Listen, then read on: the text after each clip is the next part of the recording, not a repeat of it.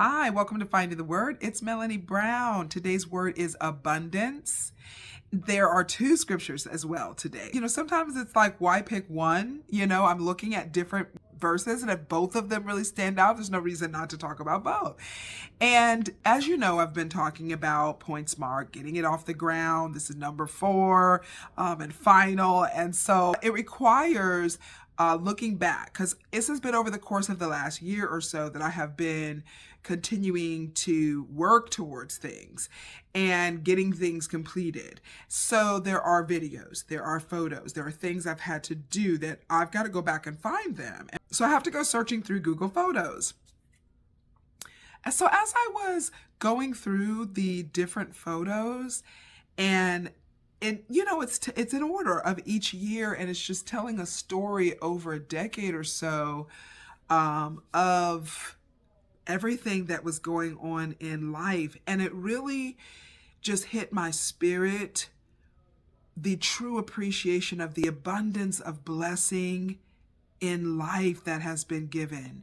This is what makes pictures also so nice to keep, and why I don't like to forget pictures when we're in the middle of different things. And people will say, well, be in the moment. And I agree with that, but I don't like to forget to take the photos, because you're capturing that moment that, yes, you can remember you did the particular activity or that you had this function, but the photos really give you the snapshot of different portions of things that you may have forgotten. The videos also help to recall different things people may have said that you would have long since not remember they said, and the laughter and listening to the voices and things. So I was so glad to have those. And I looked at all of these different areas, because sometimes I feel like when we look at abundance, it is very narrow. The use of the word today, a lot of videos and things that people do when they're speaking of this or the word is used, gives it just a certain connotation automatically, where it's about all of your earthly possessions. And people know that that's not always what abundance means, but then there's a debate between believers a lot of times on abundance and people's greed, and whether they should even have, abundance. It's almost become like a bad word when we know that we have that we serve an abundant God. So abundance comes from God, but it is not specifically dealing with just money. That's where the disconnect is coming in. But I was really given a very vivid picture as I was looking through these photos of the true abundance. I want to drive it home, because that feeling was so amazing. When you really see the true abundance, it can help to give us a contentment and a rejoicing and a thankfulness and a praise for what you have, what that true abundance in your life is. Of all the little things that you want to see happening, or the little hopes and dreams that have more to do with earthly possessions. I mean, we do have things we like to be able to do. I know I'm a vacation person. I love to take a good vacation and make great memories together. And so some of that abundance that I was looking at and enjoying were vacations, which brings me to the point of all of the abundance. I want to go through these areas that we can all just have a moment of gratitude for all of the abundance in our lives. And if any of them hit, and you may have other things too that I don't have that in abundance of, that you can really see it that way, if it's something that blesses you and something that you're looking back through that is an abundance. With 13 children in our family, we have an abundance of children. We have an abundance of the love and joy and laughter that comes from children. And so this abundance that comes, that love, is enjoyed by everyone that gets to know them. So if you are a aunt, if you are a grandmother, if you are a, sister, brother, cousin, and you have children in your family, in your life, you are enjoying the fact that there's an abundance of the love that you have from children. Then there is an abundance of peace and an abundance of joy. There is wisdom in abundance. There is and respect. And we are so proud of the children's accomplishments and their love for the Lord. So there's the godly pride. There's an abundance of that. And my heart just overflows with admiration. There is delight. There is an abundance of creativity in all kinds of areas, whether they're playing with their clay, whether we're cooking, abundance of birthday celebrations all through the year. And then when you get together, such an abundance of even provision for food and all of those things. I was just watching the videos and looking at the pictures and thinking that we all really have to take a look at all of the abundance that we are experiencing day to day, that are just normal, their regular activity. Even on your job, there is an abundance of ability and effectiveness in the skills that you have. We don't want to overlook that abundance and living life abundantly and having an abundant God comes out in so many ways that we have to be careful to be thankful for and not overlook. So there's two different scriptures for abundance. There's two different stories, not long stories, but two different ones. I'm starting with Mark 12:44. I'm reading 41 through 44. It's on the widow's 2 mites. Now Jesus sat opposite the treasury and saw how the people put money into the treasury, and many who were rich put in much. And then one poor widow came and threw in 2 mites, which make a quadrans. So he called his disciples to himself and said to them, assuredly, I say to you that this poor widow has put in more than all of those who have given to the treasury. For they all put in out of their abundance. But she out of her poverty put in all that she had, her whole livelihood.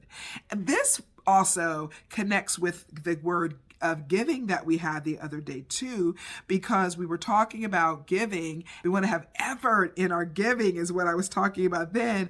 And I felt like this really tied in well to that, because she was giving all that she had. I love that it really confirmed what we were talking about when it came to giving, and what I felt in my spirit about giving, and how different it is to know that it's not just what you've got to throw away or what you have that you really don't need that's extra, but to give out of the desire for whatever the needs are of others, and to give all that you have, and how different that giving is. Now, also, then I have Luke 6:45, and I'm reading 43 through 45. And this is a tree that is known by its fruit. For a good tree does not bear bad fruit, nor does a bad tree bear good fruit. For every tree is known by its own fruit. For men do not gather figs from thorns, nor do they gather grapes from a bramble bush. A good man out of the good treasure of his heart brings forth good, and an evil man out of the evil treasure of his heart brings forth evil. For out of the abundance of the heart, his mouth speaks. This is important.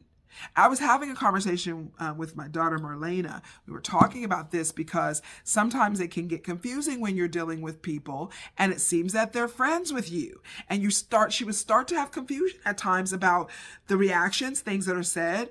It's contradictory to what is actually happening. Because it'll be like, well, it seems that everything's good, but then little things are said sometimes.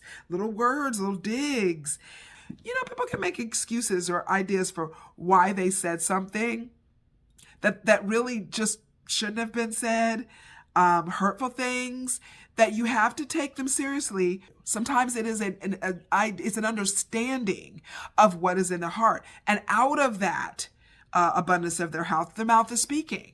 So when you have been hit with really ugly words, or you've been hit with very hurtful things, very accusatory things, rude things, and it's kind of like, well, I don't know. Like we do want to think the best. We want to be able to not judge people. I know we work on just not being these people that are judgmental about what people's motives are. However, the scripture is telling us that in evil, this is very specific, that everyone is not coming from a good place. Now, whether they can get to that good place later, whether the Spirit's working on them and we can pray for them, so be it. But at the time that they're saying what they're saying for you, they're coming out of a place of what an evil treasure of their heart is, because this is an evil man, and out of the evil treasure of his heart, his mouth is speaking. It's bringing forth evil. So when that's coming out, it can be in, don't come out. We have to be aware of that, and it can make a difference in the decisions we're making doing and relationships that we're choosing to have, because it's a sign for you that the fruit of that tree, and the fruit is really letting you know, so that it's clear for you what you're dealing with.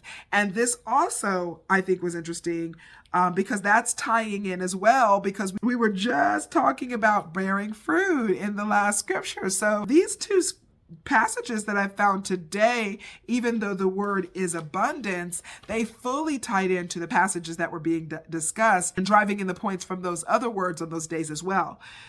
So also just want to point out something that's that always interesting, just to say that originally sometimes when I'm doing the words, like, and first talking about finding the word, there's an idea that what scripture you're looking for is supposed to line up with what you're dealing with.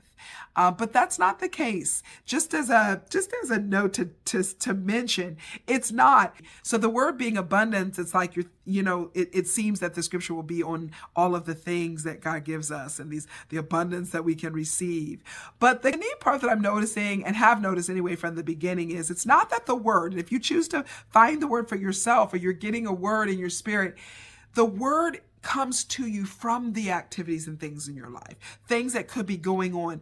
It's dropping the word in your spirit as a highlighted word because there's a message of something that you would need to know or look at or dive into and really study that is coming from whatever reason. So the abundance I was seeing was just all things, how we really can see it as such a bursting amount of blessing, these areas. Going to find where is abundance and what else are you wanting me to know about it is the cool part, because it is tying in and really just confirming other things that we need to give out of the abundance. Yes, but when we give out of even what we do not have and all that we have, that means so much in our giving. And also, of course, too, that we have to be noticing that what comes out of the abundance of someone's heart is our indicator and understanding of what the fruit is that they bear, so that we can act accordingly and pray accordingly. So find all of the abundance, make a list, take a look at the things we talked about, and then I challenge you to see other areas that you see abundance all around you and in your day and in your life. Don't forget to find the word. I will see you tomorrow.